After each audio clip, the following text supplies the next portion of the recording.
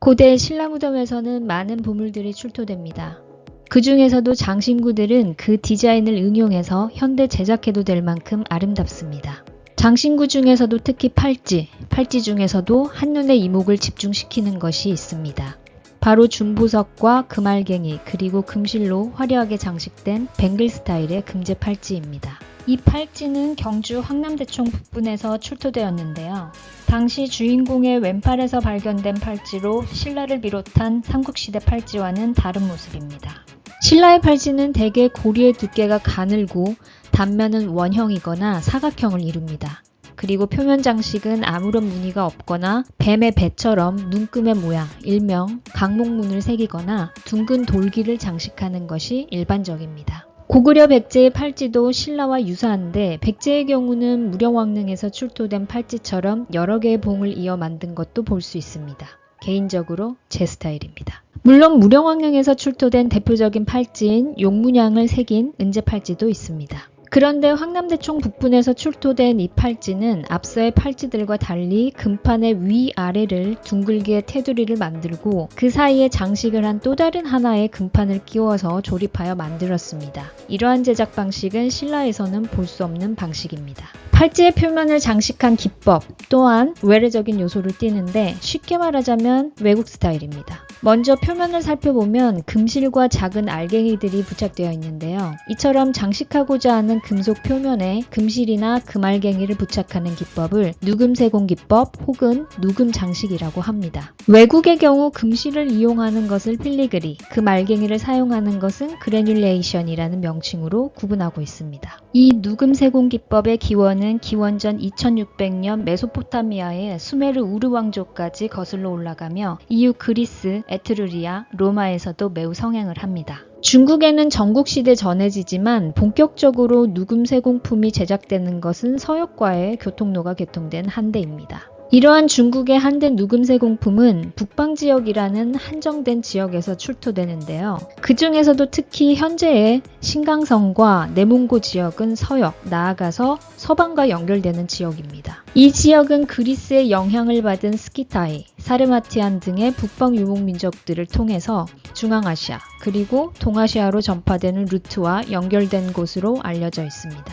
한대의 북방지역 누금세공품은 우리나라에서도 확인되는데 바로 1세기경의 유물로 추정되는 평양 서감리 구호본의 금제 허리띠고리, 즉 버클입니다. 0.3에서 0.7mm 두께의 금판에 7마리의 용을 표현하였는데 용을 입체적으로 표현하기 위해 뒷면에서 두드려 제작하는 타출기법을 사용하였습니다. 그리고 용은 다시 0.3에서 1.6mm의 금 알갱이로 장식하였습니다. 누금세공 기법은 이와 같은 북방 루트뿐만 아니라 중국의 남방 지역인 광둥성 등지에서도 출토됩니다. 이곳은 동서양 문물이 집결하는 국제교역항이며 동남아시아 등과도 연결되는 중요한 지역으로 남방 해로를 통해서 유입되었던 것으로 확인되고 있습니다. 연구에 따르면 누금세공 기법은 북방 루트와 남방 루트에 따라 기법과 장식품에서 차이를 보인다고 합니다. 황남대총에서 출토된 금제 팔찌는 북방 루트를 통해 유입된 누금세공 기법으로 파악되고 있습니다. 누금세공 기법의 하이라이트는 금실이나 작은 알갱이를 금속 표면에 부착하는 방식일 텐데요. 금알갱이를 부착하는 법은 크게 세 가지가 있는 것으로 알려져 있습니다. 첫째, 금납법, 둘째, 구리확산법, 셋째, 융접법입니다. 금제 팔찌의 경우 융접법에 의한 것으로 추정되고 있습니다. 최근 연구 결과 신라 계림로에서 출토된 금제 보검의 금알갱이가 융접법으로 접합한 것으로 밝혀졌습니다. 융접법은 금속 표면에 금알갱이를 부착하기 위해 아무런 매개물을 가하지 않은 것입니다. 다시 말해서 금알갱이의 성분이 순금이 아니라 금, 은, 구리의 합금일 경우에는 금속이 녹는 점에 가깝게 온도가 상승하면 금속 내면보다는 표면의 온도 변화가 먼저 일어나기 때문에 한순간에 접점에서부터 용접이 이루어지는 원리입니다. 참고로 금납법으로 제작한 대표적인 사례는 경주 보문동 합장분에서 출토된 귀걸이가 있습니다. 금납법은 은과 합금하여 순도가 낮은 금으로 땜을 하는 방식인데 금속 제품보다 2K 정도 순도를 낮춘 금으로 땜을 하는, 즉 금납을 하는 것입니다. 이것은 금속 제품과 땜으로 사용하는 금의 순도가 다르기 때문에 녹는 점이 다른 온도차를 이용한 것입니다. 다시 말해서 금속 제품보다 순도가 낮은 금납이 먼저 녹게 됨으로써 금알갱이가 접합되는 방식입니다. 구리 확산법은 몽골 도르릭 나르스 유적에서 출토된 금제품에서 확인된다고 합니다. 접착제와 가루화된 탄산구리 또는 산화구리 혼합물을 금제품과 금알갱이에 연결시켜 열을 가하는 방법으로 보통 900도 이하면 접합됩니다. 따라서 접합 부분에 구리 성분이 약간 높은 경향을 보이고 분말의 흔적이 남게 되는 경우도 많다고 합니다. 이렇듯 누금 세공 기법은 이태리 장인이 한 땀 한 땀 심혈을 기울여 명품을 만들듯이 고도의 기술과 정교함을 바탕으로 제작하는 기법이라 할 수 있습니다.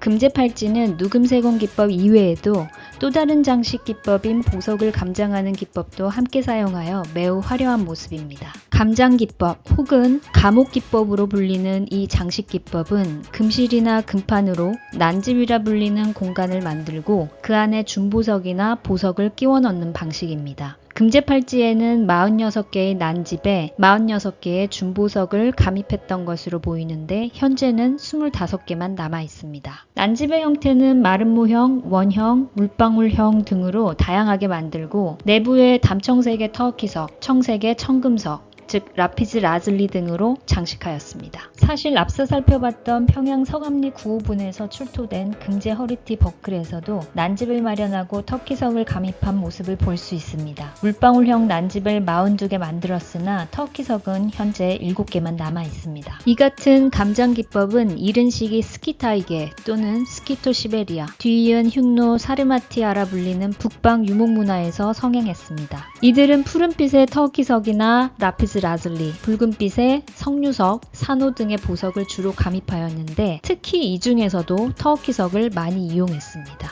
이에 대한 이유로는 태양신을 숭배했던 유목민족에게 황금은 태양을 상징하고 터키석은 하늘을 상징한다 라는 견해가 제시되기도 하였습니다. 한편 이러한 감장 기법은 기원전 3세기에서 기원전 2세기경 그리스에서는 석재에 사용되기도 하였는데 그리스 로마 시대 이후 복스 세팅법이라고도 불리는 비잔틴 보석 세공법의 대표적인 기법이기도 합니다. 또한 금제 팔찌처럼 두 장의 금판을 이용하여 금판 하나는 밖으로 접듯이 말아서 둥근 테두리로 제작하는 방식이 비잔틴 보석의 흔한 기법이라고 하여 금제 팔찌를 비잔틴 제국에서 온 전래품으로 보기도 합니다. 현재 금제 팔찌의 제작지로 가장 많이 언급되는 곳은 서아시아나 중앙아시아인데 최근에는 국내 또는 중국 북위일 가능성이 제기되기도 합니다. 그럼에도 불구하고 제작 기법이 이국적인 것만은 분명한 이 금제 팔찌는 그 이전에도 그 이후에도 이러한 형태의 팔찌는 출토된 바 없는 한반도 유일의 희귀템이라고 할 수 있습니다. 이 희귀템의 주인공, 그 주인공이 누군지에 대한 논란은 있지만 고도의 기술과 정교함을 바탕으로 한 국내 유일의 명품 팔찌 한 점을 보유한 인물이었음에는 분명한 듯합니다. 시청해주셔서 감사합니다. 문화유산 프로파일링이었습니다.